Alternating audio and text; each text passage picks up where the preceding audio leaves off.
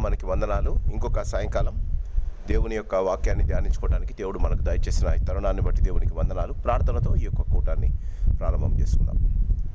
మహాపరిశుద్ధుడా, ప్రేమ కలిగిన పరలోకపు తండ్రి, నీ ఘనమైన నామానికి వందనాలు, స్తోత్రాలు చెల్లిస్తుంటున్నాం.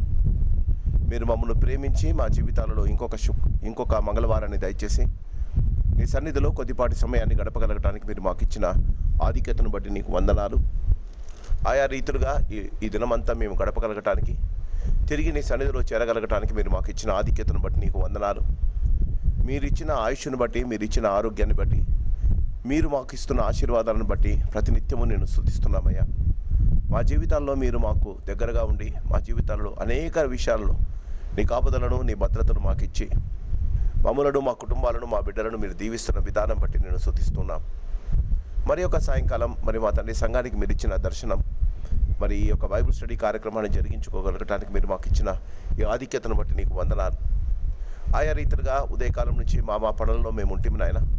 కొద్దిపాటి సమయం నీ వాక్యాన్ని మేము చదువుకోవటానికి, నీ వాక్యాన్ని ధ్యానించుకోవటానికి, మీ వాక్యంలోని పారమార్థిక సత్యాలు మేము తెలుసుకొని దాని ప్రకారంగా జీవించగలగటానికి మీరు మాకు ఇస్తున్న ఈ యొక్క అవకాశం బట్టి నేను స్తుతిస్తున్నాం.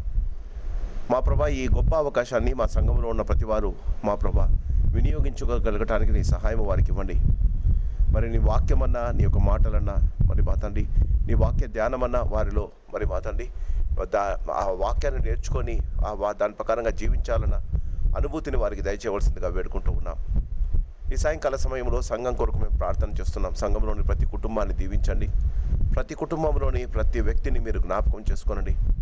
ఆయా రీతులుగా మా కుటుంబాలలో అనేక సమస్యలు ఉన్నాయి ప్రభా. మరి వాటిని మేము తీర్చుకోలేని పరిస్థితుల్లో మేము ఉంటున్నాం. కానీ సమస్తము ఎరిగిన దేవుడు మీరు నాయన, నీ ఉచితమైన కృపలో మరి మా తండ్రి నీ చిత్త ప్రకారంగా సమస్తమును జరిగించి మేము ప్రార్థించిన రీతిగా, మరి మా తండ్రి మేము ఎదురు చూసిన రీతిగా వాటికి సరైన జవాబు పొందగలగటానికి మమ్మల్ని యోగ్యులుగా చేసి నీ కృపను మా కుటుంబాలలో మా ప్రభ మీరే దయచేసి మా జీవితాలను మమ్మలను దీవించవలసిందిగా కోరుకుంటూ ఉన్నాం. ఈ సాయంకాల సమయంలో మరి మా తండ్రి కష్టాల్లో, ఇరుకుల్లో, ఇబ్బందులు ఉన్న వారి కొరకు కూడా ప్రార్థన చేస్తున్నాం. వారిని దీవించండి, వారి సమస్యలను తీర్చండి. మరి మా తండ్రి వారు పడుతున్న ఈతి బాధలన్నిటిలో నీ సహాయము వారికి దయచేయవలసిందిగా వేడుకుంటూ ఉన్నాం. ఎంతోమంది మరి మా ప్రభా మరి ఈ భయంకరమైన ఎండల్లో వారి శరీర రుగ్మతలకు, బాధలకు లోనవుతున్నారు. వారిని మీరు ముట్టండి మా ప్రభా. నిశ్చితమైతే ఈ భయంకర ఎండ వేడిమి నుండి మీరే మాకు ఉపశమనం కలిగజేయవలసిందిగా వేడుకుంటూ ఉన్నాం. మరి సంఘాన్ని మీరు దీవించండి మా ప్రభా. మరి సంఘము నీది నాయన, నీ శరీరమయ్యా. కాబట్టి దాన్ని జాగ్రత్తగా కాపాడే బాధ్యత మా ఒక్కొక్కరి మీద ఉంది కనుక జాగ్రత్తగా నీ యొక్క వాక్యాన్ని మేము చదువుకొని నీ యొక్క వాక్య ప్రకారంగా జీవించగలగటానికి నీ సహాయం మాకు ఇవ్వండి. మరొకసారి మా ప్రభా, ఈ యొక్క సాయంకాల సమయంలో మరి దినవృత్తాంతాల గ్రంథంలోని దావీదు జీవితంలో జరిగిన విషయాలను మేము మరొకసారి మా గమనంలోనికి మీరు తీసుకొని వస్తుండగా నేను స్తుతిస్తున్నాం. మరి మా తండ్రి నిన్ను గణపరుస్తున్నాం. మరి మా తండ్రి మా జీవితాల్లో కూడా వేటికి మేము ప్రాధాన్యత ఇవ్వాలో, వేటిని గురించి మేము ఆలోచించాలో, వేటిని గురించి మా జీవితాల్లో మేము భయపడాలో, వేటిని గురించి మా ప్రభా మేము ఎక్కువగా ఇష్టపడాలో, వేటిని చేయడం ద్వారా మరి మా తండ్రి మీరు మీ గమనానికి తీసుకుంటారో వాటిని మేము చేయగలగటానికి, అలాంటి వాటిపై మా యొక్క దృష్టిని ఉంచగలగటానికి మీ సహాయము మాకు ఇవ్వండి. మీరు మాకు ఇచ్చిన కుటుంబాలు, మా బిడ్డలు, మరి మా తండ్రి మా పనులు, మా స్వంత ప్రయత్నాలు అన్నీ మాకు సరిపోయేవే నాయన, మాకు కావలసినవే. కానీ మొదట నీ రాజ్యాన్ని, నీ యొక్క వాక్యాన్ని, మొదట నీ యొక్క చిత్తాన్ని మేము చేయడం మా జీవితాలలో మీరు మా నుండి కోరుకుంటున్నారని ఇంకొకసారి మీరు మా గమనంలోనికి తీసుకొని వస్తున్నందుకు నీకు వందనాలు. ఈ సాయంకాలం మరొకసారి మా ప్రభా నీ కాపుదలను, నీ భద్రతను మాకు ఇచ్చి సరైన రీతిగా వాక్యాన్ని మరి మా తండ్రి మేము అర్థం చేసుకునేలాగున మీరే మాకు బోధించమని, వచ్చిన వారిని వింటున్న వారిని దీవించి ఆశీర్వదించమని యేసయ్య అతి శ్రేష్టమైన నామాన అడిగి బతిమలాడి వేడుకుంటున్నాం మా పరమ తండ్రి, ఆమేన్. ఈ సాయంకాలం దినవృత్తాంతముల గ్రంథం, మొదటి దినవృత్తాంతముల గ్రంథం 19వ అధ్యాయాన్ని మనము ధ్యానిస్తూ ఉన్నాం. మొదటి దినవృత్తాంతముల గ్రంథం 19వ అధ్యాయం మొదటి నుండి చివరి దాకా చదువుకుందాం. మొదటి దినవృత్తాంతముల గ్రంథం 19వ అధ్యాయం మొదటి నుండి చివరి దాకా. ఇది అయిన తరువాత అమ్మోనీయుల రాజైన నాహాషు చనిపోగా అతని కుమారుడు అతనికి మారుగా రాజాయను. అప్పుడు దావీదు హామాను తండ్రి అయిన నాహాషు నా ఎడల దయ చూపించను గనుక నేను అతని కుమారుని ఎడల దయ చూపేదని అనుకొని అతని తండ్రి నిమిత్తము అతన్ని పరామర్శించుటకు దూతలను పంపెను. దావీదు సేవకులు హానూనును పరామర్శించుటకై అమ్మోనీయుల దేశమునకు వచ్చినప్పుడు అమ్మోనీయుల అధిపతులు హానూనుతో, నిన్ను పరామర్శించుటకై నీ యొద్దకు దావీదు దూతలను పంపుట నీ తండ్రిని గనపరచుటకే అని నువ్వు అనుకొనుచున్నావా? దేశమును తరచి చూచి దాని నాశనము చేయుటకే కదా అతని సేవకులు నీ యొద్దకు వచ్చి ఉన్నారని అని మనవి చేయగా, హానూను దావీదు సేవకులను పట్టుకొని వారిని కొరిగించి వారి వస్త్రములను పిరుదుల దిగ్గకుండునట్లు నడిమికి కత్తిరించి వారిని పంపివేశను. ఆ మనుష్యులు ఇంటికి వచ్చుచుండగా కొందరు వచ్చి వారిని గూర్చిన వార్త దావీదునకు తెలియజేసిరి. వారు బహు లజ్జాక్రాంతులై ఉండిరి గనుక వారికి ఎదురుగా మనుషులను పంపి, మీ గడ్డములు పెరుగుదనుక మీరు యెరికోలో ఉండి తరువాత రండని రాజు వారికి వర్తమానము పంపెను. అమ్మోనీయులు దావీదునకు తమయందు అసహ్యము పుట్టించుతామని తెలుసుకున్నప్పుడు హానూనును అమ్మోనీయులను అరమ్నా హారీము నుండి, సిరియా మయకా నుండి, శోభా నుండి రథములను గుర్రపు రౌతులను 2000 మణుగుల వెండి ఇచ్చి బాడిగకు కుదుర్చుకునేది. 32,000 రథములతో వచ్చినట్లు జీతమిచ్చి మయకా రాజును అతని జనులను కుదుర్చుకునేది. వీరు వచ్చి మేదేబా ముందరి తట్టున దిగిరి. అమ్మోనీయులు తమ తమ పట్టణములో నుండి కూడుకొని యుద్ధం చేయుటకు వచ్చిరి. దావీదు ఆ సంగతి విని యోవాబు సైన్యములోని పరాక్రమశాలులందరినీ పంపెను. అమ్మోనీయులు బయలుదేరి పట్టణపు గవిని యుద్ధ పంక్తులుగా తీర్చిరి. వచ్చిన రాజులు ప్రత్యేకముగా బయట భూమిలో యుద్ధమునకు సిద్ధముగా నిలిచిరి. తాను 2 సైన్యముల మధ్యను చిక్కుబడి ఉండుట చూచి యోవాబు ఇశ్రాయేలులోని శ్రేష్ఠుల్లో పరాక్రమశాలులను ఏర్పరచుకొని సిరియనులకు ఎదురుగా వారిని పంక్తులు తీర్చి కడమ జనులను అమ్మోనీయులకు ఎదురుగా వ్యూహపరిచి తన సహోదరుడైన అభిషేక్కి అప్పగించి ఇట్లనెను, సిరియనుల బలమునకు నేను నిలవలేకపోయిన నీవు నాకు సహాయము చేయవలను. అమ్మోనీయుల బలమునకు నీవు నిలవలేకపోయిన ఎడల నేను నీకు సహాయము చేయుదును. ధైర్యము కలిగి ఉండుము. మనము మన జనుల నిమిత్తమును మన దేవుని పట్టణముల నిమిత్తమును ధీరత్వము చూపుదుము. యెహోవా తన దృష్టికి ఏది మంచిదో దాని చేయునుగాక. ఆ ప్రకారము యోవాబు అతనితో కూడా ఉన్న జనమును సిరియనులతో యుద్ధము చేటకై చేరరాకపోగా వారు నిలవలేక అతని యుద్ధ నుండి తిరిగిపోయిరి. సిరియనులు తిరిగి పారిపోవట అమ్మోనీయులు చూచినప్పుడు వారును అతని సహోదరుడైన అభిషేక్ ముందర నిలవలేక తిరిగి పారిపోయి పట్టణంలో చొచ్చిరి. యోవాబు మరలి యెరూషలేమునకు వచ్చెను. తాము ఇశ్రాయేలు చేతిలో ఓడిపోతామని సిరియనులు తెలుసుకున్నప్పుడు వారు దూతలను పంపి ఏటి ఆవలి సిరియనులను పిలుచుకొనిది. హదరెజరు యొక్క సైన్యాధిపతి అయిన షోపకు వారికి నాయకుడాయను. దావీదు ఆ సంగతి తెలుసుకొని ఇశ్రాయేలందరినీ సమకూర్చి యోర్దాను దాటి వారికి ఎదురుపడి వారి ఎదుట సైన్యములను వ్యూహపరచెను.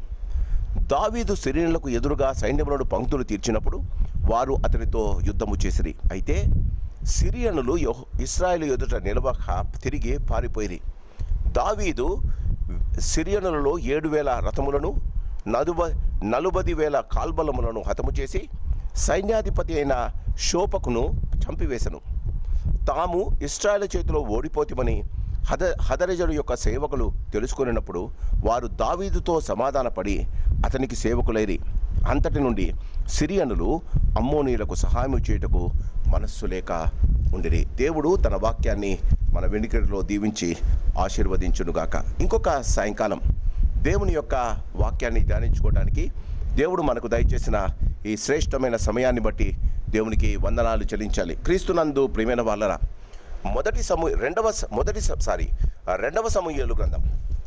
రెండవ సమూయేలు గ్రంథం 10వ అధ్యాయం. 2వ సమూయేలు గ్రంథం 10వ అధ్యాయం.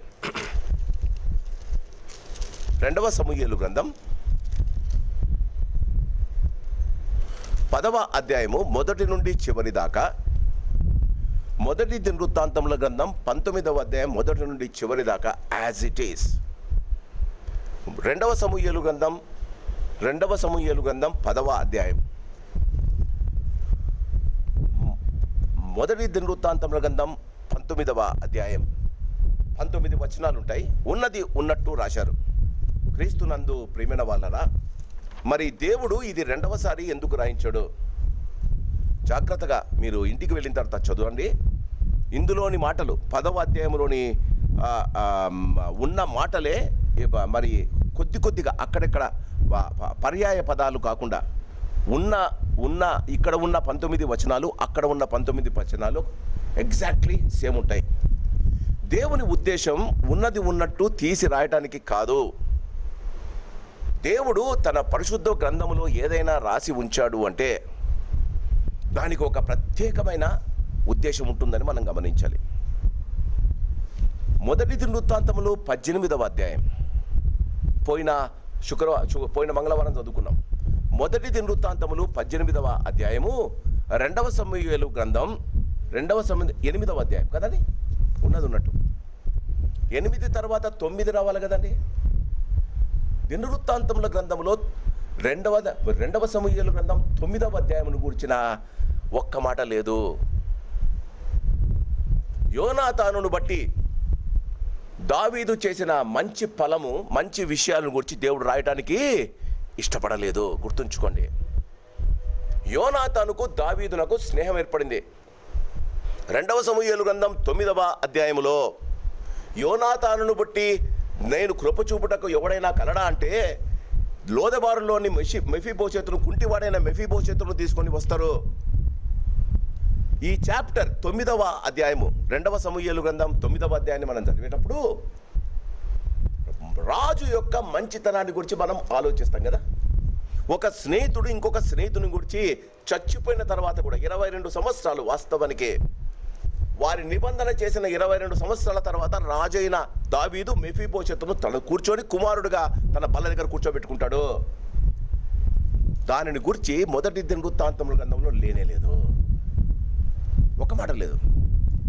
మీకు చాలాసార్లు చెప్పా, సౌలును కానీ, సౌలు ఇంటి వారిని కానీ, వారితో చేసిన నిబంధన కానీ, వారితో చేసిన స్నేహాన్ని కానీ దేవుడు అసలు పట్టించుకోలేదు. చివరికి ఇక్కడ మనం గమనిస్తే, దినవృత్తాంతముల గ్రంథంలో గమనిస్తే, దావీదు వ్యక్తిగతంగా తను చేసిన తన కుటుంబంలో జరిగిన పరిస్థితులను కూడా దినవృత్తాంతముల గ్రంథంలో రాయలేదు. మొదటి సమూయేలు, 2వ సమూయేలులో జరిగిన విషయాలను మొదటి సమూయేలు గ్రంథంలో సౌలు జీవితం ఉంది.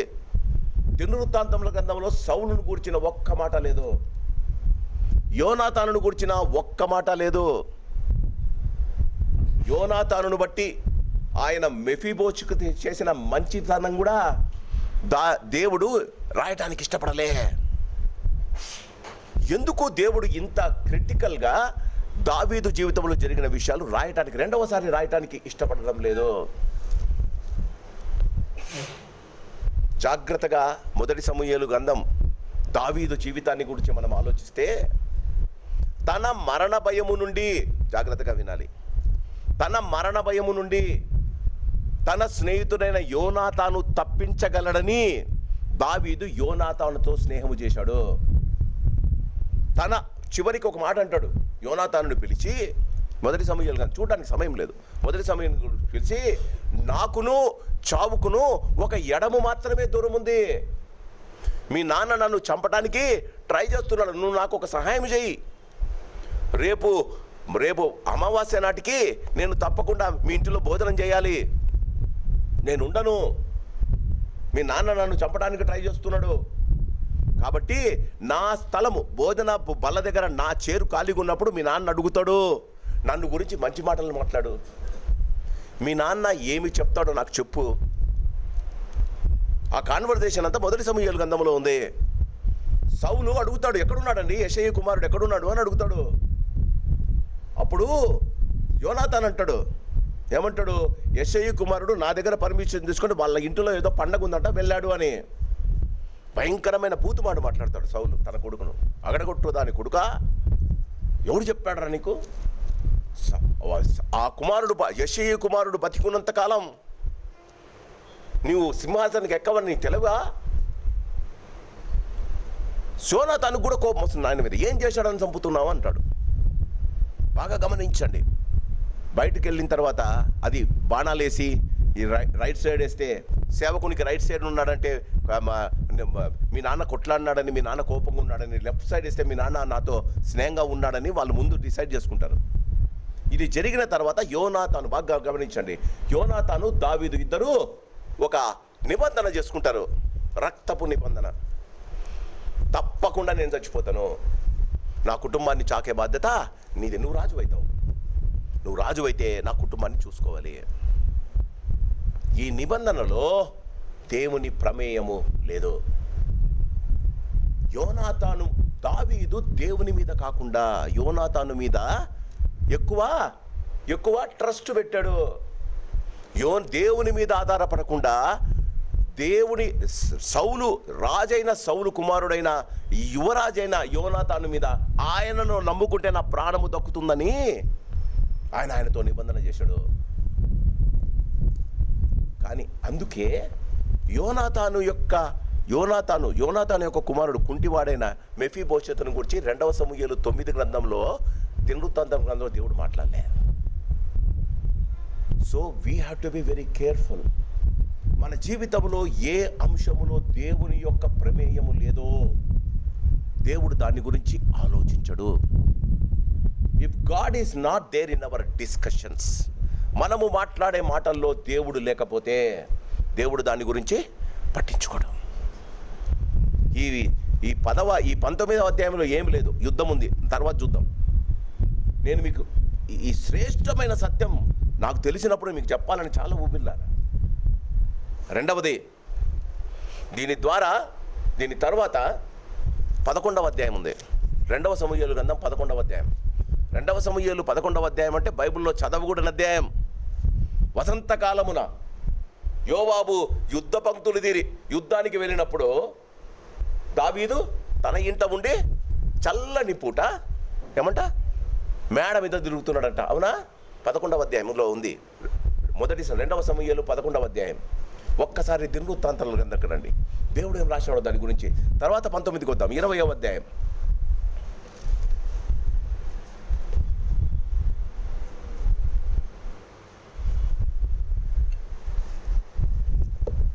మరుసటి ఏట 20వ అధ్యాయం. రాజులు యుద్ధమునకు బయలుదేరు కాలమున యోవాబు సైన్యములో శూరులైన వారిని సమకూర్చి అమ్మోనీయుల దేశమును పాడు చేసి వచ్చి రబ్షాకు ముట్టడి వేసెను. దావీదు యెరూషలేములోనే ఉండగా, అక్కడే స్టాప్ కాండి. 2వ సమూయేలు గ్రంథం, ఒక్కసారి నాతో పాటు ప్లీజ్. 2వ సమూయేలు గ్రంథం 11వ అధ్యాయము 1వ వచనం దాకా అక్కడ రాయబడి ఉంది. 2వ సమూయేలు గ్రంథం 11వ అధ్యాయం. వసంతకాలమున రాజులు యుద్ధములకు బయలుదేరు సమయమున దావీదు మోయాబును అతని వారిని ఇశ్రాయేలందరినీ పంపగా వారు అమ్మోనీయులను సంహరించుటకు రబ్బా పట్టణమునకు ముట్టడి వేసిరి. అయితే దావీదు యెరూషలేమునందు నిలిచెను. ఒక్కసారి మళ్ళీ 20వ అధ్యాయానికి రండి. మొదటి వృత్తాంతం 20 వద్దాం. యోవాబు రబ్బాను ఓడించి అనుంది. అవునా? యోవాబు రబ్బాను ఓడించింది మొదటి దినవృత్తాంతముల గ్రంథం 20వ అధ్యాయంలో కనిపిస్తుంది మనకు.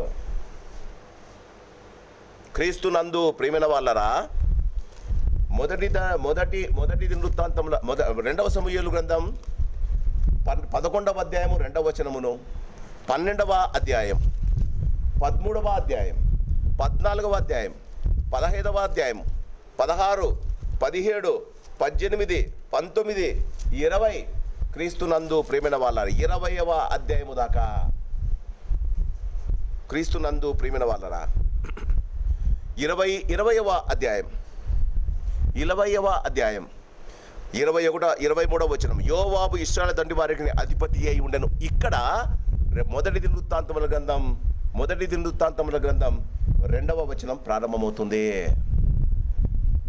ఎందుకు దేవుడు ఎన్ని అధ్యాయాలను మనకు చెప్పడానికి ఇష్టపడడం లేదు? బాగా ఆలోచించండి. అందుకే మా దినవృత్తాంతం గ్రంథం ఎందుకు దేవుడు ఇన్ని విషయాలు, అందులో ఆయన 11వ అధ్యాయంలో ఆయన బెత్షెబాతో చేసిన వ్యభిచారం ఉంది, ఉరియాను చంపించడం ఉంది. 11వ అధ్యాయంలో 12వ అధ్యాయంలో నాతాను వచ్చి ఆయనను దండించడం ఉంది, దావీదు బాధపడడం ఉంది. దాని తర్వాత ఆయనకు ఒక కుమార్తె పుట్టడం ఉంది. ఆ కుమార్తె భయంకరమైన జ్వరముతో, అంటే భయంకరమైన వ్యాధితో ఉన్నప్పుడు దావీదు ఆమెను గురించి ఏడ్చింది. ఏడ్చిన తర్వాత దేవుడు చెప్పిన మాట, అబ్షాలోము తన తండ్రి మీద తిరగబడ్డ ముందే, అబ్షాలోము తిరగబడిన తర్వాత రాజు అయిన దావీదు ఇల్లు సింహాసనం వదిలిపెట్టి పరిగెత్తడం ముందే, తర్వాత అబ్షాలోము చనిపోవడం ముందే, తిరిగి రాజు తన సింహాసనానికి చేరిన తర్వాత యోబా యొక్క జయాన్ని గురించి 20వ అధ్యాయం 2వ వచనంలో చెప్పాడు. Why did God skip it? దేవుడు ఎందుకు, ఇది బైబిల్ స్టడీ అంటే, ఎందుకు దేవుడు ఇన్ని అధ్యాయాలు, సుమారుగా 8 అధ్యాయాలు దేవుడు ఎందుకు వదిలేశాడు? నీ జీవితంలో నీవు చేసిన పాపములకు, నీవు పడుతున్న పాట్లకు, ఇంకోసారి చెప్పనా, వ్యక్తిగతంగా నీవు ఏరి కోరి చేసిన పాపాలకు, దాని పర్యవసనంగా నీవు పడుతున్న పాట్లకు దేవుడు ఏ రీతిగానో చెలించడు, చూడను పట్టించుకోడు. God is not interested how you are living. God is not interested when you fall in sin. ఒప్పుకున్నాడు, దావీదు ఒప్పుకున్నాడండి. దినవృత్తాంతం గ్రంథంలో మళ్ళా చూస్తే 21వ అధ్యాయంలో ఆయన దావీదు సైన్యాన్ని లెక్క పెట్టడము, తెగులు రావడము, తెగులు వచ్చిన తర్వాత ఆయన అరౌన కళ్ళం దగ్గర దేవుని యొక్క దూత కనిపించడం, అదంతా మళ్ళీ దినవృత్తాంతం గ్రంథంలో ఉంది. దావీదు ఎప్పుడు దేవుణ్ణి వదిలేస్తే అక్కడ నుండి అక్కడ దాకా ఎన్ని సంవత్సరాలు తెలుసా అండి? సుమారుగా ఒక 8 సంవత్సరాలండి దేవుడు ఆయన వదిలేశాడు. God is not interested in his life. జీవితంలో చాలా జాగ్రత్తగా ఉండాలి ప్రియమైన వాళ్ళరా. 8 అధ్యాయాలు దావీదు భయంకరమైన విషయాలండి. సౌలు కన్నా దావీదు అబ్షాలోముకి ఎక్కువ భయపడ్డాడు, చంపేస్తానని. దావీదు దగ్గర ఉన్న చాలా మంది దావీదు దగ్గర ఉండి అతనికి సహాయపడిన వారందరూ అబ్షాలోముకు సహాయపడ్డారు. అక్కడ స్నేహ ద్రోహం జరిగింది. తన కుమారుడైన అబ్షాలోము సైడ్ చేరి దావీదును చెప్పడానికి చూశారు. క్రీస్తునందు ప్రియమైన వాళ్ళరా, మొదటి దినవృత్తాంతం గ్రంథములు మనం చదివేటప్పుడు why God is interested in what God is interested, దేవుడు ఎందు విషయములో ఆలోచిస్తాడు, ఇంట్రెస్ట్ చూపుతాడు, దేన్ని తన యొక్క చిత్తంలో తీసుకుంటాడో మనం కనుక్కోవడం చాలా ముఖ్యమమ్మా. అందుకే ఈ 19వ అధ్యాయం ఉన్నట్టు రాపించాడు. అంటే అక్కడ తను జరిగించిన అతి శ్రేష్టమైన యుద్ధం అదే. దేవుడు ఇన్వాల్వ్ అయ్యి, బాగా గమనించండి, దేవుడు ఇన్వాల్వ్ అయ్యి దావీదు జీవితంలో రాజుగా అతని చేసిన యుద్ధాలను ఉన్నట్టు రాయించాడు. ఒక్క వచనం తారుమారు కాలే. దేవుడు ఇన్వాల్వ్ కాకుండా ఆయనంతగా ఆయన చేసుకున్న వాటిని దేవుడు ఆలోచించలే. చాలాసార్లు మనం చేసే పొరపాటుది. మన జీవితాల్లో దేవుడు లేకుండా చాలా విషయాలలో మనం డిసిషన్స్ తీసుకుంటాం. దేవుడు లేకుండా మన యుద్ధాలను మనం చేసుకోగలుగుతాం అనుకుంటాం. దేవుడు లేకుండా మన జీవన సరళిని బాగు చేసుకుంటాం అనుకుంటాం. ఇంత గొప్ప వ్యక్తి అండి, దేవుని హృదయానుసారుడు అండి. ఆయనను గూర్చి విపులంగా రాశారండి. బాధ అవుతుంది అది జరిగితే. దావీదు నెత్తిన మట్టి పోసుకొని పరిగెత్తుతుంటాడు, అందరిని అడుక్కుంటాడు, మళ్ళీ తన కుమారుడైన అబ్షాలోమును చంపొద్దని కూడా అడుక్కుంటాడు. క్రీస్తునందు ప్రేమైన వాళ్ళని గమనించాలి. What I wanted to tell you, you must live in such a way. దేవునితో కలిసి దేవునికి ఇష్టమైనవి నీవు జరిగిస్తే నీ జీవితంలో దేవుడు ఉండటానికి ఇష్టపడతాడు. జక్కయ్య చెట్టు మీద ఉన్నాడు. చెట్టు మీద ఉన్నంత దాకా యేసు ప్రభుతో అతనికి ఎలాంటి కనెక్షన్ లేదమ్మా. చెట్టు దగ్గరికి వచ్చిన తర్వాత బాగా గమనించండి, యేసు ప్రభువు చెట్టు మీద ఉన్న జక్కయ్యను చూసి, లూకాసు వార్త 19వ అధ్యాయంలో చెట్టు మీద ఉన్న జక్కయ్యను చూసి ఒక మాట అంటాడు, జక్కయ్య త్వరగా దిగుము. ఇంకొక మాట అంటాడు, ఏమంటాడు, నేడు నేను నీ ఇంట బస చేయవలసి ఉంది. అది ఇంపార్టెంట్. చెట్టు దిగడం పెద్ద గత కాదండి. యేసు ప్రభు వెళ్ళిపోయిన జక్కయ్య చెట్టు దిగేవాడే. యేసు ప్రభు ఏమంటాడు, నేడు నేను నీ ఇంట బస చేయవలసి ఉంది. జక్కయ్య త్వరగా దివి యేసును తన ఇంట చేర్చుకోనను అనుంది. బాగా గమనించండి, చెట్టు దిగిన తర్వాత జక్కయ్య యేసు ప్రభుతో పాటు ఇంటి దాకా నడిచాడు. ఇంటి దాకా నడిచినప్పుడు యేసు ఉన్న ఇంటిలో ఏది ఉండకూడదో జక్కయ్య బాగా గమనించాడు. యేసు ఇప్పుడు ఇంటికి వస్తున్నాడండి. యేసయ్య ఇంటిలో ఉంటే యేసయ్యనకు ఇష్టం లేనిది తన ఇంటిలో ఉండకూడదని జక్కయ్య తీర్మానం తీసుకున్నాడు. ప్రభువా, నేను ఎవరి దగ్గరైనా అన్యాయముగా ఏదైనా తీసుకొని ఉంటే వానికి 2 అంతలు చెల్లిస్తా, నా ఆస్తిని అమ్మి నేను బీదలకి ఇచ్చేస్తా. ఇంకా యేసు ప్రభు ఇంట్లోకి వెళ్ళలేదండి. బిఫోర్ హీ ఎంటర్డ్, దేవునికి అయిష్టమైనవి జక్కయ్య ఇంటిలో నుంచి దూరం పంపించేశాడండి బయటికి. ఆయన ఇంటిలోనికి కాలు పెట్టకముందే దేవునికి అయిష్టమైనవి జక్కయ్య ఇంటిలో నుంచి దూరం అయిపోయాయి.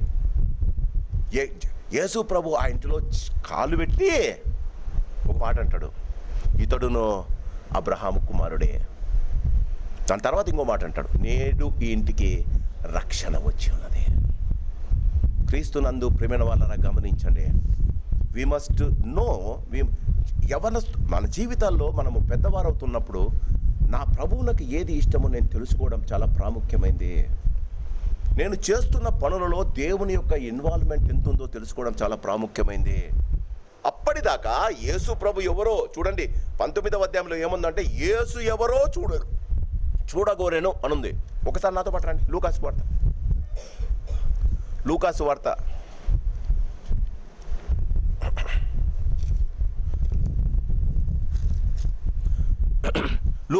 19వ అధ్యాయం 71వ వచనం, 71వ పేజీ. లూకాసు వార్త 19వ అధ్యాయం 3వ వచనం. యేసు ఎవరో అని కదమ్మా. యేసు ఎవరో అంటే అప్పుడు దాకా యేసును చూడలే, యేసును గురించి తెలీదు, యేసుకి ఏది ఇష్టమో తెలీదు, యేసు ఇంటిలోనికి వస్తాడని తెలీదు. యేసు ఎవరో చూడగలడండి. కానీ యేసు ఎవరో చూడగోరిన వాడు ఒక్కసారిని యేసును చూస్తేనే యేసుకు ఏది ఇష్టమైందో ఆయనకు తెలిసిపోయిందమ్మా. ప్రతిరోజు చూస్తున్నాం యేసు ప్రభును, ప్రతిరోజు యేసుతో మాట్లాడుతున్నాం, ప్రతిరోజు యేసు మనతో మాట్లాడుతున్నాడు, ప్రతిరోజు ప్రార్థనలు ఆయన కలుసుకుంటూ ఉన్నాం. మరి మనకు యేసు ప్రభుకి ఏం కావాలో మనకు ఎట్లా మరి? క్రీస్తునందు ప్రేమైన వాళ్ళ గమనించండి. 19వ అధ్యాయానికి వద్దాం త్వరగా, చిన్నదే అధ్యాయం, 19వ అధ్యాయం. ఇది అయిన తరువాత అమ్మోనీయుల రాజైన నాహాషు చనిపోగా అతని కుమారుడు అతనికి మారుగా రాజయ్యను. అప్పుడు దావీదు హానును తన తండ్రి అయిన నాహాషు నా యెడల దయ చూపించెను.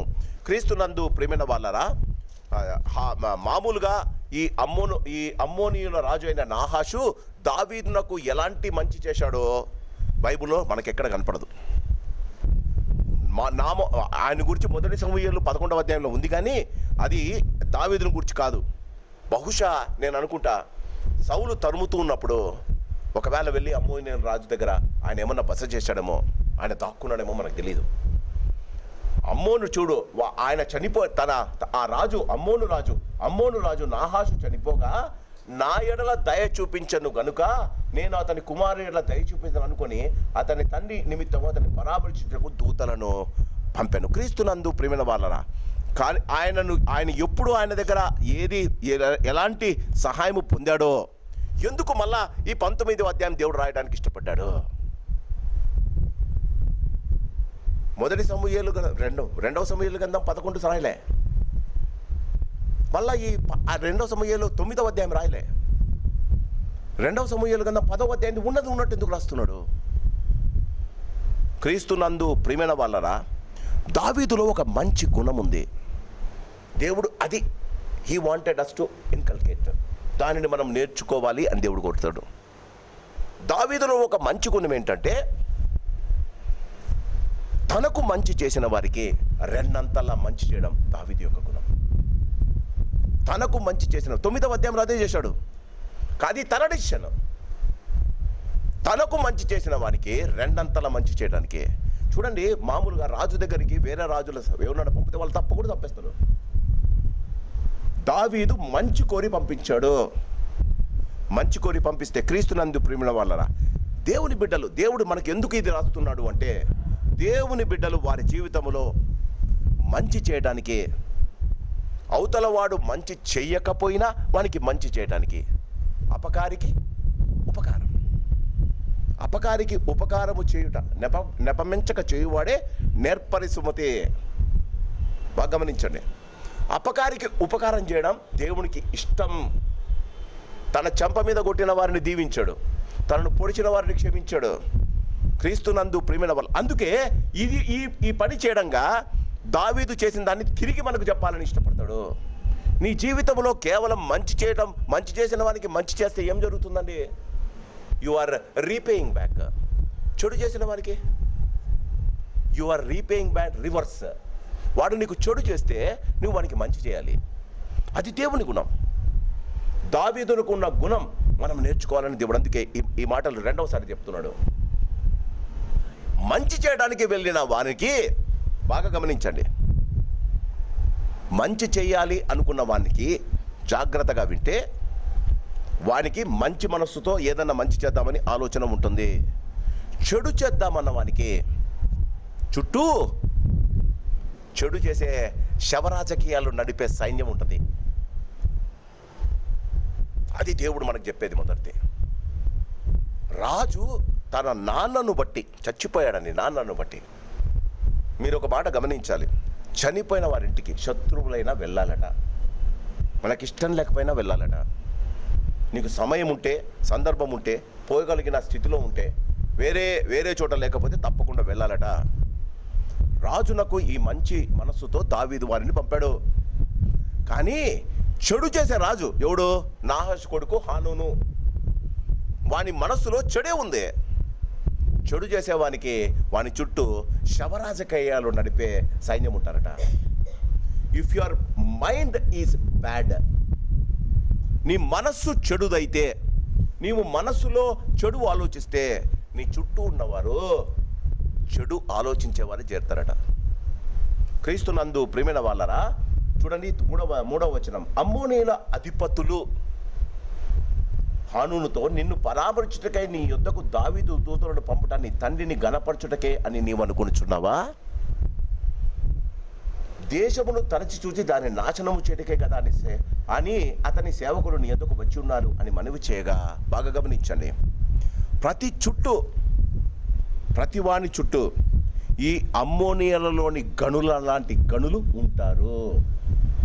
ప్రతి చోట ఈ అమ్మోనియలో అధిపతులు అంటే వాడుక భాషలో గనులు అనుంది. ఈ అమ్మోనియల రాజు దగ్గర ఉన్న అమ్మోనియా గనులు సంఘంలో కూడా ఉంటారు. వీరికి వేరే పనిలే. జరుగుతున్న వాటిని వారు సహించరు. వారంతక వారుగా ఏమీ చేయలేరు. ఇంకోసారి చెప్పనా? జరుగుతున్న వాటిని సహించరు, వారంతక వారుగా ఏది చేయలేరు. చేస్తున్న వాటిని గురించి అడ్డో అవకతవక మాటలో చేస్తూ ఉంటారు. వీళ్ళను అమ్మోనీయుల గనులు అంటారు. వీరి వల్ల రాజుకు జీవం పోయింది, డబ్బు పోయింది, సైన్యం పోయింది, అరువుకు తెచ్చుకున్న బాడుక్కు తెచ్చుకున్న రథాలు కూడా పోయాయండి. ఎందుకు దేవుడు ఇది రెండవసారి చెప్తున్నాడు? నీ జీవితంలో అమ్మోనీయుల గనుల లాంటి గనులు నీకు ఎదురుపడితే వారితో దూరంగా ఉండటానికి నేర్చుకో. అందుకు మొదటి కీర్తనలో అంటాడు, దుష్టులా అంతే. లేదు, నాకు మంచి దోస్తులు, వాళ్ళు మంచోళ్ళు, నీ ఇష్టం. ఏం జరుగుతుంది చూడండి. ఏం చేశారంట? వచ్చిన వాళ్ళకు చూడండి, వాళ్ళ హానూను దావీదు సేవకులను పట్టుకొని మొదట ఏం చేశారండి? వారిని గొరిగించు, అంటే క్లీన్ షేవ్. మామూలుగా ఇశ్రాయేలు గొరిగించకూడదు. ఒక్కసారి నాతో పాటు ఎప్పుడు గొరిగించుకుంటారు? గొరిగించడం అంటే షేవ్ చేసుకోవడం, క్లీన్ షేవ్. ఎప్పుడు గొరిగించుకుంటారు? యెషయా గ్రంథం 15వ అధ్యాయం. నీ పక్కలను గొరిగించకూడదు అని దేవుడు వారికి ఒక ఆజ్ఞ ఇచ్చాడు. యెషయా గ్రంథం 15వ అధ్యాయం 2వ వచనం. ఏడ్చుటకు మోయాబీలు గుడికిని మెట్టల మీదనున్న దీబోకును వెలుచున్నారు. నెబో మీదను మోదెబా మీదను మోయాబీలు ప్రలాపించుచున్నారు. వారందరి తలల మీద బోడితనం ఉన్నది, ప్రతివాని గడ్డము గొరిగింపబడి ఉన్నది. మోయాబీయులకు వారి జీవితం ఆ దినాలలో ఉన్న దాంట్లో, ఆ దినాలలో వారు జీవిస్తున్న దీంట్లో గడ్డము ప్రతిష్టకు మగతనానికి చిహ్నమట గడ్డం. అందుకే ముస్లిమ్స్ ఇప్పుడు కూడా తీయరు. గడ్డము మగతనానికి గుర్తు, గడ్డము వారి ప్రతిష్టకు గుర్తు. తల్లిదండ్రులు చనిపోతే దుఃఖ సమయాలలో మాత్రమే వారు కొంచెం గడ్డం తీసుకుంటారు, పూర్తి తీసుకోరు. అది ఇప్పుడు ఫ్రెంచ్ బేడ్ అయిపోయింది, కొంచెం తీసుకోవడం. వారి జీవితంలో ఏదైనా శరీరం అంటే వారి ఉద్దేశం ఏంటి? పూర్తిగా తీసేశారనుకున్నాం. పూర్తిగా తీసేశారంటే వారి పితరులు, వారి బంధువులందరూ చనిపోయినప్పుడు దేవుని ఎదుట వారి దుఃఖాన్ని వెళ్ళబుచ్చడానికి వారు తలను దీనిని క్షౌరం చేసేసుకుంటారు. తల బోడి చేసుకొని ఇది క్షౌరం చేసుకుంటారు. అంటే ఉద్దేశం ఏంటి? వాళ్ళ రాజ్యము పట్టుబడింది, వాళ్ళ రాజులు, వాళ్ళ ప్రజలందరూ చచ్చిపోయారని చెప్పడానికి చిహ్నం. అందుకే వాళ్ళకు గురిగించారు. రెండవది బట్టలు చించారు. బట్టలు ఎప్పుడు చించుకుంటారు? వారి జీవితంలో వారికి ఏదైనా భయంకరమైనవి జరిగితే వాళ్ళు బట్టలు చించుకుంటారు. వారు చించుకోలే బట్టలు, వీరు చించారు. యోబునకు ఉన్న సమస్తము పోయినప్పుడు యోబు బట్టలు చించుకొని బురదలో కూర్చుంటాడు. వీళ్ళు ఎందుకు చేశారు? అమ్మోనీయులు ఎందుకు చేశారు? పంపించిన దూతలకు ఎందుకు చేశారు? వారి ఉద్దేశం దావీదునకు కోపం వస్తుందని కాదు. మా లెక్కలో నీవు, నీ సైన్యము, నీ ప్రజలు చచ్చిన వారితో సమానం. 6వ వచనం, 5వ వచనం. ఆ మనుషులు ఇంటికి వచ్చుచుండగా కొందరు వచ్చి ఈ వార్తను దావీదునకు తెలియజేశారు. క్రీస్తునందు ప్రియమైన వాళ్ళరా, దావీదు క్రీస్తునందు జరిగిన దానిని బాగా గమనించండి.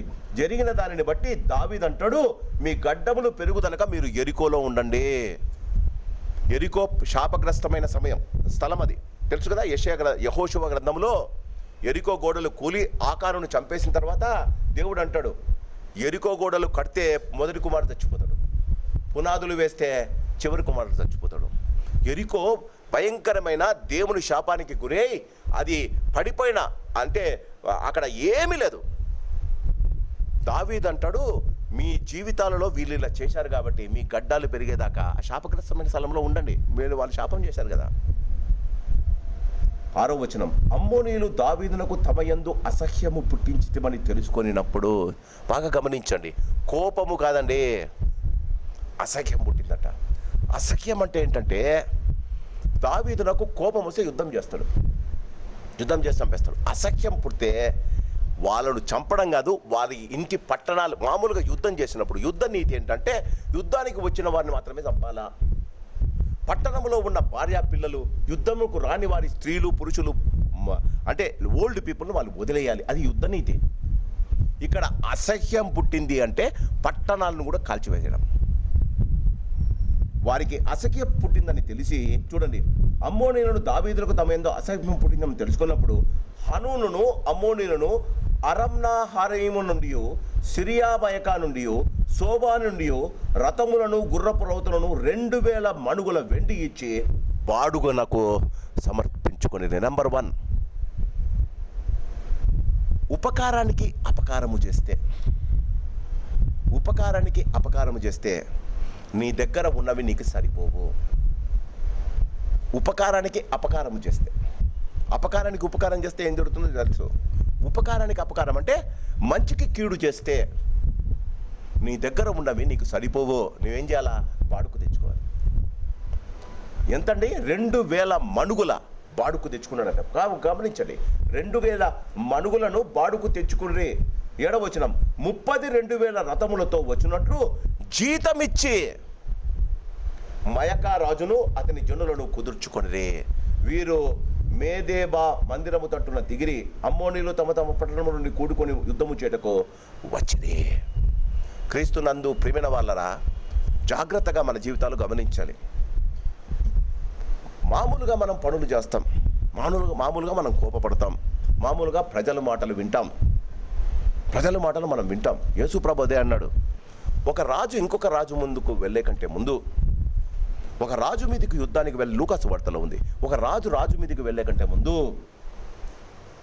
అవతల రాజు యొక్క సైన్యము యొక్క పటుత్వం, ఆయన అప్పటిదాకా చేసిన యుద్ధాలను కూర్చొని తగులబడి లెక్కలు పెట్టి తన దగ్గర ఉన్న సైన్యముతో అతన్ని గెలుస్తాడో లేదో తెలుసుకున్న తర్వాత ఆ యుద్ధానికి వెళ్ళాలి, లేకపోతే సంధి కుదుర్చుకోవాలి. అమ్మోనియుల రాజులకు బాగా తెలుసు దావీదు యెహోవా యుద్ధాలు చేస్తున్నాడని. యెహోవా ఎక్కడికి వెళ్ళినా దేవుడు ఆయనకు సహాయము చేసి యుద్ధాలు చేస్తున్నాడని. అలాంటి వారితో ఊరికే బాగా గమనించి, అలాంటి వారిని భయంగా తన యొక్క అమ్మోనియా గనుల మాటలు విని ఏం చేశాడని, మొదటిది భయపడడం ప్రారంభించాడు. రెండవది క్రీస్తునందు ప్రేమైన వాళ్ళరా, రెండవది వెండికి బాడుగ కుదుర్చుకున్నాడు. మూడవది రౌతులను తెచ్చుకున్నాడు. ఎంతమంది అండి? 2000 రథములతో జీతానికి సిద్ధపరచుకున్నాడు. 2000 రౌతులకు జీతాలు ఇవ్వడం, 2000 మణుగుల 2000 మణుగుల వెండి ఇచ్చి బాడుకకు తీసుకోవడం. ఎందుకంటే మనుషులను బాడుకు తీసుకున్నాడు. యుద్ధ రౌతులకు యుద్ధ రథాల నడిపే వారికి జీతం ఇచ్చాడు. జీవితంలో గమనించండి, ఉపకారానికి అపకారము చేస్తే నీ దగ్గర ఉన్నది కాకుండా నీ దగ్గర అప్పు తెచ్చుకున్నది కూడా నీకు దూరం అవుతుంది. 8వ వచనం, దావీదు ఈ సంగతి విని యోవాబును సైన్యములోని పరాక్రమశాలను అందరినీ పంపెను. అమ్మోనీయులు బయలుదేరి పట్టణపు గవిని యొద్ద పక్తులు తీర్చిరి. వచ్చిన రాజులు ప్రత్యేకముగా బయట భూమిలో యుద్ధమునకు సిద్ధముగా నిలిచిరి. తాను 2 సైన్యముల మధ్యలో చిక్కుబడి ఉన్నట చూచి వాళ్ళు ఏం చేశారు? వాళ్ళకు కూడా బాగా యుద్ధ నైపుణ్యత ఉంది. 4 రకాల రాజులు ఉన్నారు. సగం మంది అటు సగం మంది ఇటు వచ్చి ఇశ్రాయేల్ మధ్యలో ఉన్నప్పుడు వారి మీద అటాక్ చేయడానికి వచ్చారు. ఎవరు? అమ్మోనీయులు, వచ్చిన ఇతర రాజులు, మధ్యలో ఇశ్రాయేల్ ఉన్నారు. దావీదు యోవాబునకు ఇచ్చాడంట. ఈ మాట మీరు జాగ్రత్తగా వినాలి. 11వ వచనం, కడమ జనులను అమ్మీనులకు ఎదురుగా కుపరిచి తన సహోదరుడైన అభిషేకు అప్పగించి ఇట్లనెను. ఆయన ఏం చేశాడు? వచ్చిన వారిలో తన దగ్గర ఉన్న సైన్యాన్ని 2 భాగాలు చేశాడు. దావీదు యోవాబునకు మొత్తం హ్యాండ్ ఓవర్ చేశాడండి. అక్కడ పరిస్థితి చూచి యోవాబు తన సైన్యాన్ని 2గా విభజించి తనకు ఒక బ్రదర్ ఉన్నాడు. ఇక్కడ ఉన్నాడు చూడండి, అభిషేక్ ఒక సైన్యాన్ని ఇచ్చాడు. తన దగ్గర ఒక సైన్యాన్ని ఇచ్చాడు. వాస్తవానికి వచ్చిన సైన్యం వీరికన్నా చాలా గొప్పది. కింద మాట చూడండి, 12వ వచనం, సిరియనుల బలమునకు నేను నిలవలేకపోయిన ఎడల నీవు నాకు సహాయము చేయవలను. క్రీస్తునందు ప్రియమైన వాళ్ళరా, అమ్మోనీయుల బలమునకు నీవు నిలవలేకపోయిన ఎడల నేను నీకు సహాయము చేయదును. అప్పటిదాకా క్రీస్తునందు ప్రియమైన వాళ్ళరా, ఆ దినాలలో సైన్యాధిపతి తన అధికారాన్ని ఇంకొకరికి ఇవ్వడు, చచ్చినా ఇవ్వడు. ఇస్తే వాడు గెలిస్తే రాజు వీడిని చంపేసి వాడిని చేసేస్తాడు. ఇక్కడ యోవాబు యొక్క యుద్ధ నీతి, రాజు పట్ల ఆయనకున్న గౌరవం మీరు గమనించాలి. ఈ సైన్యాధిపతికి తనకు ఇచ్చిన అధికారము కన్నా తన రాజు గెలవాలి. అందుకే దేవుడు 2సారి రాయించాడు. యోవాబు బాటల్లో చెప్పాలంటే యోవాబు కఠినుడు. తర్వాత మనం చూస్తాం, అసలు అబ్షాలోమును చంపింది కూడా ఆయనే. యోవాబు కఠినుడు, యోవాబు రక్త పిపాసి. అలాంటి వాడు ఈ పరిస్థితుల్లో తన యొక్క అధికారాన్ని తన తమ్మునికి అర్థం ఇవ్వడానికి ఇష్టపడి ఒక మాట అంటాడు చూడండి, 13వ వచనం, ఈ మాట, ధైర్యము కలిగి ఉండుము, మనము మన జనుల నిమిత్తమును, అరే నీ పోస్టు నిలబెట్టుకోవడానికి కాదు, నా పోస్టు నిలబెట్టుకోవడానికి కాదు, మన జనుల నిమిత్తమును, మన దేవుని పట్టణము నిమిత్తమును ధీరత్వము చూపుదము. చూడండి, యుద్ధము చేయడము అనలే, మనము ధైర్యంగా నిలబడదాం. ఎప్పుడైనా యుద్ధానికి వెళ్ళినప్పుడు సైన్యాధిపతి ధైర్యంగా ఉంటే అవతలునికి భయం ఎత్తుందంట. అవతల వారు ఎక్కువ మంది అయినప్పుడు ఈ సైన్యాధిపతి తన దగ్గర ఎంత సైన్యం ఉందో తెలుసు, తనకున్న యుద్ధశీలి తెలుసు, తనకున్న నైపుణ్యత తెలుసు, తను ఎంతగా అటాక్ చేయగలుగుతుందో తెలుసు. ఒకవేళ యుద్ధానికి వెళ్ళిన వాడు భయపడితే, వాడు ఒకవేళ టెర్రర్ అయితే, లేకపోతే వాడు కొంచెం భయాందోళనలు చూపిస్తే అవతల రాజునకు వచ్చిన సైన్యాధిపతికి తెలిసిపోతుందట. వెంటనే జయిస్తారట. అందుకే అంటాడు, యుద్ధం కాదు ధీరత్వం చూపుదుము. నెక్స్ట్ మాట చూడండి, యెహోవా తన దృష్టికి ఏది మంచిదో దాన్ని చేయను కాక. ఏం మంచి చేస్తాడండి దేవుడు? ఇలాంటి వారికి చెడు ఎందుకు చేస్తాడండి దేవుడు? ఆ రోజు ఇదొక్క వచనములో, ఇదొక్క అధ్యాయంలో యోవాబు దేవుని గురించి మాట్లాడడం మనం చూస్తాం. దేవుడు యెహోవా తన దృష్టికి ఏది మంచిదో దాన్ని చేయునుగాక. క్రీస్తునందు ప్రేమైన వాళ్ళని గమనించండి. ఎంత భయంకరమైన రక్త పిపాసి అయినా దేవుని మీద ఎప్పుడో ఒకసారి ఆధారపడవలసి వస్తుంది. అది దేవుడు చెప్పేది. నీ జీవితంలో నీవు యుద్ధాలు గెలవాలి అంటే, నీ జీవితంలో దేవుడు నీకు ఒక గొప్ప విజయాన్ని ఇవ్వాలి అంటే, యోవాబు లాంటి వాడు కూడా యెహోవా మీద ఆధారపడవలసిన సమయం వస్తుంది. క్రీస్తునందు ప్రేమైన వాళ్ళరా, ఆ ప్రకారము యోవాబును అతనితో ఉన్న జనమును సిరియనులతో యుద్ధము కలుపుటకై చేరిపోగా వారు నిలవలేక అతని ఎదుట తిరిగి పారిపోయిరి. సిరియనులు తిరిగిపోవుట అమ్మోనీయులు చూచినప్పుడు వారును అతని సహోదరుని అభిషేకం ముందర నిలవలేక తిరిగి పారిపోయి పట్టణములో చొచ్చిరి. క్రీస్తునందు ప్రేమైన వాళ్ళరా, ఇటు సైడు అమ్మోనీయులు, అటు సైడు సిరియన్లు ఇద్దరు పరిగెత్తిపోయారట. బాగా గమనించండి. యుద్ధ నీతి నెంబర్ 2. వచ్చిన రాజు సైన్యాధిపతిని చంపకుండా యుద్ధంలో వెన్నుదిరగరాదు. గొల్యాతును చంపి ఆయన తలను చేతిలో పెట్టుకొని దావీదు సౌలుకు చూపించాలి, అది అప్పుడే గెలిచినట్టు. యుద్ధానికి వెళ్ళిన వాడు, ఆ యుద్ధములో ఉన్న రాజు ఎవడు? ఇప్పుడు రాజు హానూను తలను తీసుకొని వెళ్ళాలి. అది యుద్ధ నీతి. ఎప్పుడైతే పరిగెత్తారో యోవాబునకు భయం పట్టుకుంది. మా తమ్ముడికి నా పవర్ ఇచ్చేశాను, ఇప్పుడు రాజు వాణ్ణి కూడా మెచ్చుకుంటాడు. నెక్స్ట్ వర్స్ చూడండి ఏముందో. యోవాబు మరలి యెరూషలేమునకు వచ్చాను. యుద్ధ నీతి 2లో యోవాబు ఓడిపాడు. చేయవలసిన కార్యము సంపూర్తి చేయలే, రిటర్న్ వచ్చేసాడు. క్రీస్తునందు ఎందుకు వచ్చాడండి? చెప్పండి, ఎందుకు వచ్చాడు? ఎక్కడ రాజు ఇప్పుడు ఆయన వాడిని తరుముకుంటూ పోతే అభిషేక్ వచ్చేస్తే రిపోర్ట్ చేస్తాడు కదా, నేను కూడా యుద్ధం చేసిన రాజా, ఇంకా రేపు నుంచి నువ్వే అయ్యా సైన్యాధిపతి నువ్వే అవుతాడని అంటాడు అనుకుని రిటర్న్. అమ్మోనీయుల రాజును చంపలేదండి. ఏం జరుగుతుంది?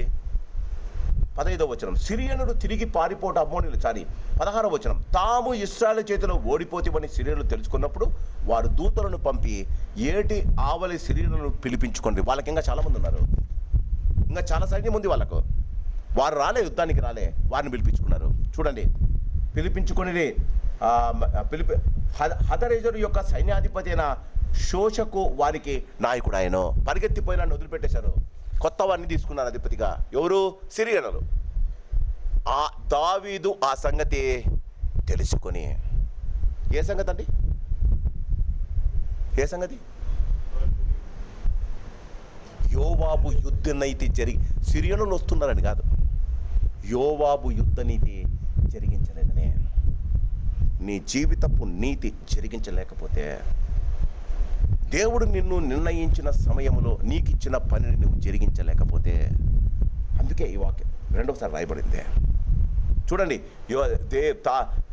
చూడండి, దావీదు ఆ సంగతి తెలుసుకొని ఇశ్రాయేలందరినీ సమకూర్చి యోర్దాను దాటి వారికి ఎదురుపడి వారి ఎదుట సైన్యములను ఊహపరచను.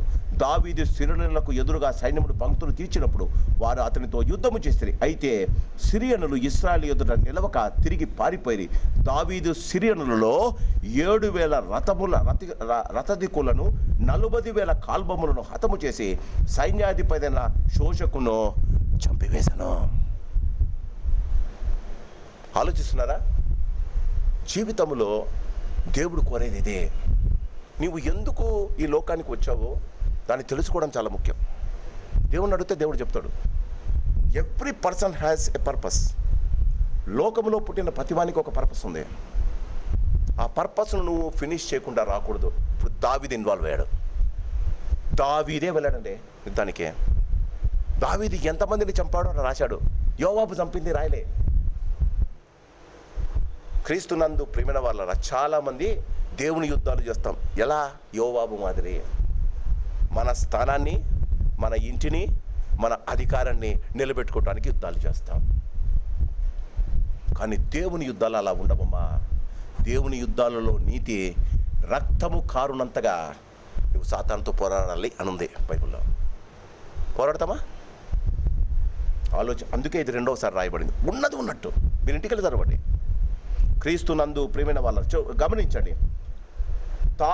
తాము ఇశ్రాయేలు చేతిలో ఓడిపోతామని హదరెజరు యొక్క సేవకులు తెలుసుకున్నప్పుడు వారు దావీదుతో సమాధానపడి అతనికి సేవకులరేది. క్రీస్తునందు ప్రియమైన వాళ్ళరా, వాస్తవానికి అమ్మోనీయుల రాజు దావీదు పంపించిన సేవకులకు అవమానం చేశాడు. రైట్? ఈయనకు సహాయం చేయడానికి హదరెజరు సిరియనుల రాజు వచ్చాడు. దేవుడు ఏం చేశాడు? అమ్మోని రాజును రాయలే ఇక్కడ చూడండి. అమ్మోనియుల రాజు చూడండి చివరి మాట. అంతటి నుండి సిరియనులు అమ్మోనీయులకు సహాయము చేయటకు మనస్సు లేక ఉండిరి. ఉపకారానికి అపకారం చేస్తే నీకు స్నేహము చేసిన స్నేహితుడు నీ నుండి దూరం అయిపోతాడు. మనకు ఒకే ఒక మంచి స్నేహితుడు. ఆ స్నేహితుడు ఎవరు? పరలోకం ముందున్న మన ప్రభు. ఈ యొక్క మొదటి వృత్తాంతములో 19వ సారాంశం ఇది.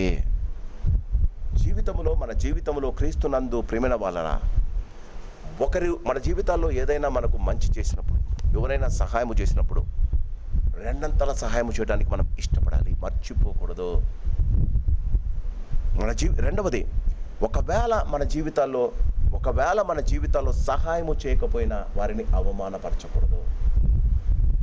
ఉపకారానికి అపకారము తలపెడితే ఉపకారం చేసే దేవుడు గమనిస్తాడని మనం గమనించాలి. ఇక్కడ అమ్మోను రాజు సైన్యం పోయింది. అమ్మోను రాజు లేకపోయాడు. తన దగ్గరే స్నేహితుడైన సిరియనులు దూరమైపోయారు. 2000 మణుగుల వెండి పోయింది. 32,000 రథములకు జీతం ఇచ్చాడు. డబ్బు పోయింది, స్నేహము పోయింది. రెండవది, నీవు దేవుని సైన్యములో సైన్యాధిపతి కావచ్చుగాక, దేవుని యుద్ధము చేయడానికి దేవుడు నిన్ను నిర్ణయించి ఉండవచ్చుగాక. Everyone is a leader by himself. నీవు ఏ స్థానంలో ఉంటే ఆ స్థానంలో దేవుని యొక్క సైనికునిగా, దేవుని యొక్క సేవకుడిగా నిన్ను నిర్ణయించాడు. నీ పరిధిలో నీకున్న అధికారము కన్నా నీ దేవుని రాజనీతిని నువ్వు నిలబెట్టాలి. ఇక్కడ యోవాబు చేసిన పని దేవునికి ఇష్టం రాలే. కాబట్టి దావీదు వెళ్ళకపోయిందంటే మళ్ళీ సిరియనులు, అమ్మోనీయులు ప్రతిసారి యుద్ధానికి వచ్చేవాళ్ళు. నీ శత్రువు నీ నుండి దూరం కావాలి అంటే నీ యుద్ధాన్ని చివరిదాకా నువ్వు జరిగించాలి. క్రీస్తునందు ప్రేమైన వాళ్ళరా, దావీదు చేసిన మీరు ఇంకోటి గమనించాలి. దావీదు చేసిన ప్రధాన యుద్ధాలలో ఇదే చివరిది. మళ్ళీ యుద్ధాలు లేవు. దావీదు జీవితంలో మళ్ళీ యుద్ధాలు లేవు. అందుకే దేవుడు ఇది రాయించాడు. నీ జీవితంలో సైతానుతో నీ యుద్ధాలు జరిగించకపోతే, జీవితంలో ఈ 19వ అధ్యాయం చాలా ప్రాముఖ్యమైన అధ్యాయం. మరి ఎప్పటికీ దావీదుకి ఇంకా యుద్ధాలు లేవండి. ఎందుకు లేవు? రాజనీతిని జరిగించడానికి రాజు ఇష్టపడ్డాడు. తన జీవితంలో తన అధికారం కన్నా దేవుని యొక్క ప్రజలు, దేవుని యొక్క రాజ్యం, యెరూషలేము పట్టణాన్ని కాపాడటానికి ఆయన ఇష్టపడ్డాడు. మూడవది, తనకు ఉపకారం చేసిన వారికి ఉపకారం చేయడానికి సిద్ధపడ్డాడు. మన జీవితంలో ఎప్పుడైతే ఇది చేయగలుగుతామో, దావీదు ఎందుకు ఆయనకు జయాలు ఇస్తున్నాడు? దావీదును ఎందుకు ఇంతగా దేవుడు కాపాడుతున్నాడు? దావీదు బాగా గమనించాలి.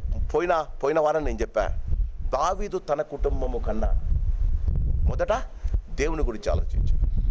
రెండవది, దేవుని మందసాన్ని గురించి ఆలోచించాడు.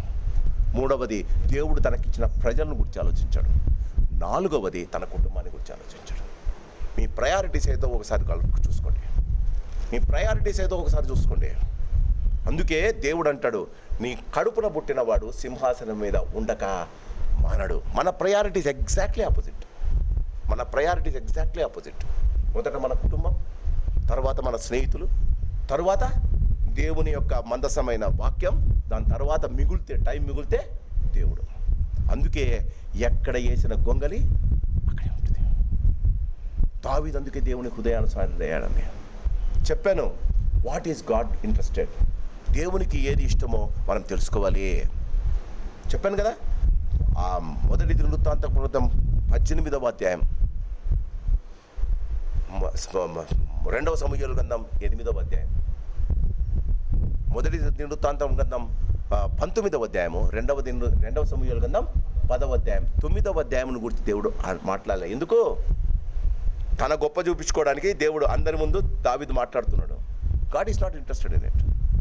తర్వాత దావీదు జీవితంలో జరిగిన 8 అధ్యాయాలు దినవృత్తాంతం గ్రంథంలో నీకు కనిపించవు.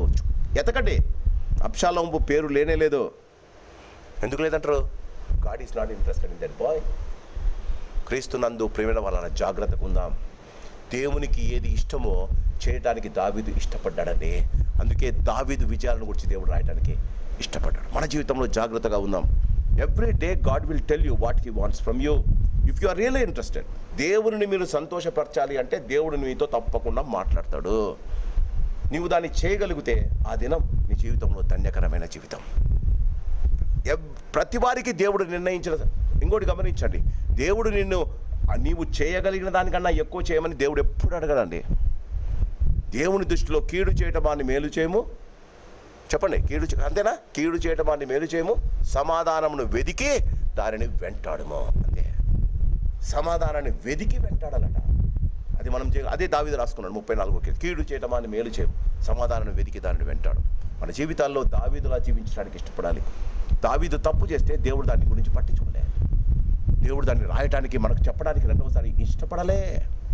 బెత్షెబాతో చేసిన పాపం కానీ, అబ్షాలోము ఆయన తరమడం కానీ, సౌలు తన జీవితంలో చేసింది కానీ, యోనాతాను కుమారుడైన మెఫీబోషెతుకు చేసిన మంచి కార్యం దేవుడు చేయడానికి ఇష్టపడలే.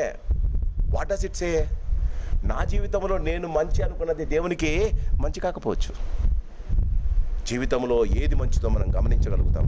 దేవుడు మనల్ని అలాంటి కృప దేవుడు ప్రతినిత్యం మనకు దయచేయను గాక. ప్రార్థన చేసుకుందాం. మహాపరిశుద్ధుడా, ప్రేమ కలిగిన పరలోకపు తండ్రి, మరి యొక్క సాయంకాలం నీ యొక్క వాక్యాన్ని ధ్యానించగలిగిన కృప మీరు మాకు ఇచ్చినందుకు నీకు వందనాలు తండ్రి. మేము ఏమై ఉన్నామో అది కేవలం నీ ఉచితమైన కృప నాయన. అందును బట్టి నేను స్తుతిస్తున్నాం తండ్రి. ఈ సాయంకాల సమయంలో మొదటి దినవృత్తాంతములు 19వ అధ్యాయంలో దావీదును గూర్చి, మోయాబును గూర్చి, మా ప్రభా హానూనును గూర్చి మీరు మా ముద్ర మాట్లాడటానికి ఇష్టపడ్డారు. మా జీవితాలు కూడా అలానే ఉన్నాయి నాయన.